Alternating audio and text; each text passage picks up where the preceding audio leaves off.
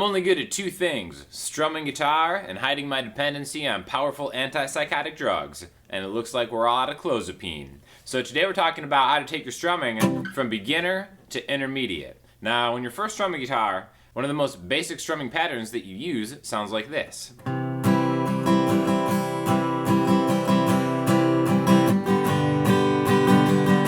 Okay? Now, beginners would call this down, down, down, up, down, up. The more refined intermediate player refers to this as 1, 2, 3, and 4 and. Okay? Now, this is one of the best ways to kind of improve your strumming stroke and really kind of get a better feel for the timing and dynamics of maybe stepping away from the beginner side of the instrument into a more intermediate, fancy, refined, sophisticated type of strumming that we all crave. Okay? So we're just going to use the chords C major, F major, and E minor. Okay, this is going to be our chord progression. Now again, when you do that basic down, down, down, up, down, up, down, down, down, up to F, to E minor, there's really, it's tough to control the volume on it. By the way, I am using this awesome Orangewood Mason Live guitar to demo the strumming pattern lesson. And like I said, when you kind of first start out, you don't have a lot of control over the dynamic of the instrument. You're just looking to get the chords to sound okay, maybe not buzzy. And then eventually, you want it to sound a little bit more like...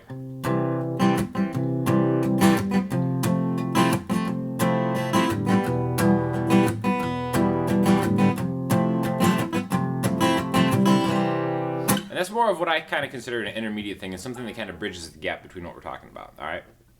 Now it's the exact same count. It's still a 1, 2, 3, and 4 and, or down, down, down, up, down, up, that you'll see in a lot of different songs. A very useful strumming pattern to know. But what we want to do is we want to focus on where we're hitting. Instead of getting all the string set like a... We want to get a...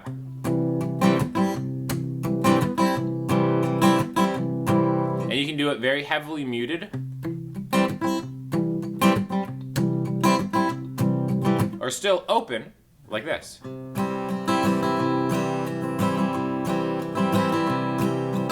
There's a lot of different options in what you have, and what it does, it comes into focusing down on little parts of the string set. Instead, like I said, instead of hitting all 6 strings, we're going to take the C major chord, and we're going to work on just trying to hit the A string, which would be the root note of the chord, okay? Now, you don't have to be so precise, because again, it's kind of hard to hit the exact same string that you're looking for every time at first, but what we're going to do is we're going to aim for that A string, and that's going to be our 1 count. Now remember, the whole count is 1, 2, 3, and 4 and. So we got 1, 2, okay? So now on the downstroke, on the 2 beat, we're aiming for the middle 4 strings. If you hit the middle 3 strings or just 2 strings, doesn't matter. You're hitting slightly more strings than you are on the 1 count. 1, 2, okay? Now if you notice my wrist, what's happening here, instead of strumming with my arm, like this, you can kind of see that my wrist is really doing a lot of the work right here, okay? And the reason that this is really important is because when I take my wrist like this, and I go from this kind of straight on-ish, all the way down as far as I can do it, you'll see that my pick, and again, you don't have to use a pick, you can use your fingers for this, but the same concept applies. It can't go any farther than this. This is the farthest I can get it down keeping my arm straight.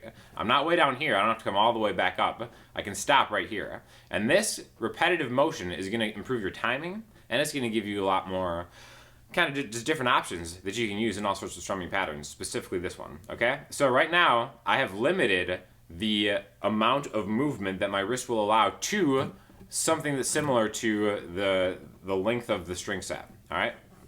So 1, 2, and then now we're gonna go 3 and 4 and, okay?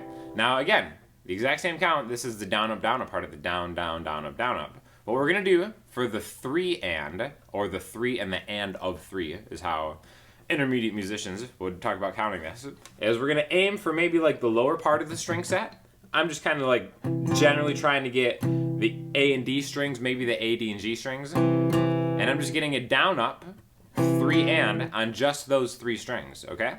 And then for the 4 and, I'm going down to the top of the chord, the highest strings, the thinnest strings for the 4 and. So 3 and 4 and, all right? So now altogether, just on the C chord, we have 1, 2, 3, and 4 and.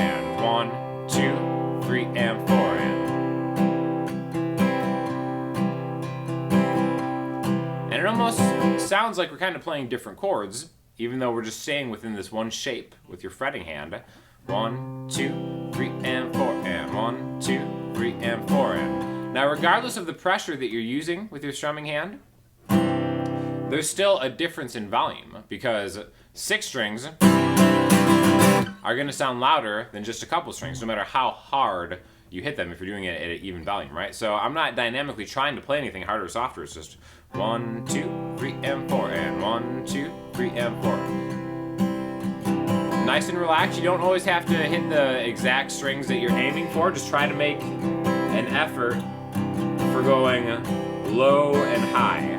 Okay? Now, if you want to just experiment on the low part and the high part, the 3 and 4 and just do that the whole time.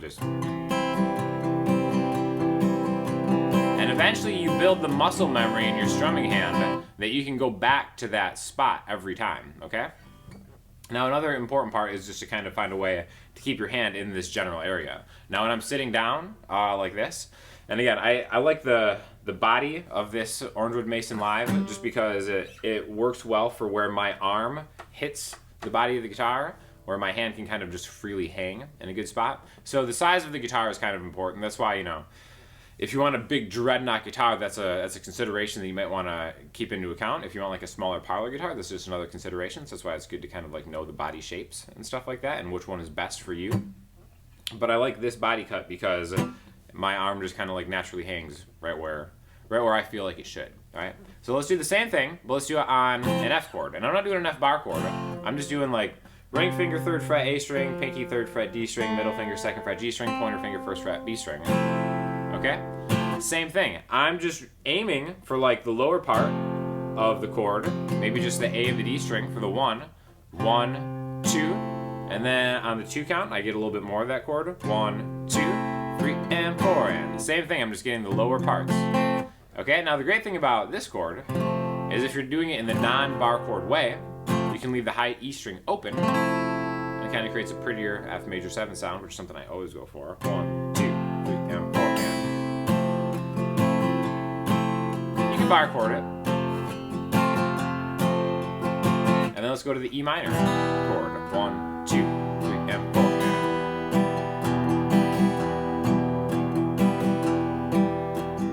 Again, if you don't use your pick, that's fine. You can just with your thumb.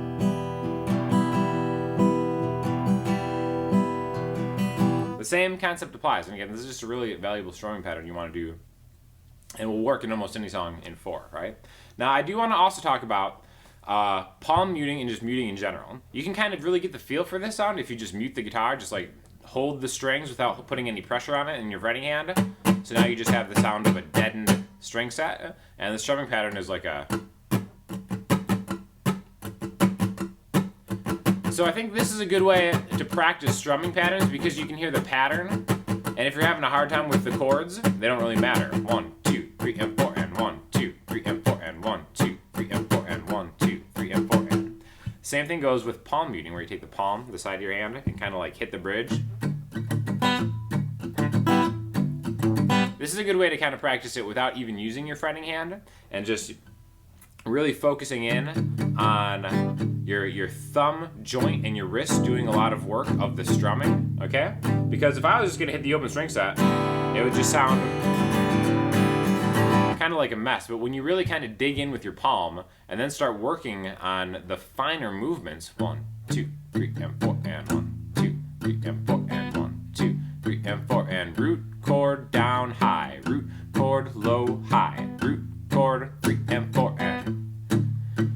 You can really kind of like refine your palm muting, which I think is very important for maybe like a singer-songwriter or an accompanying guitarist, because it's really a built-in volume control for your guitar. You can do this over C chord.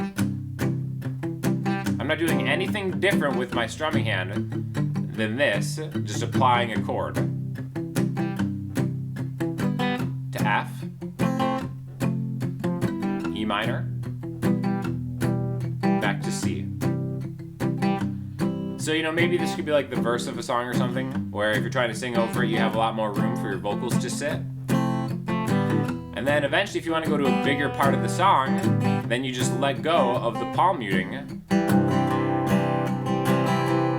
And I'm not really hitting the strings any harder.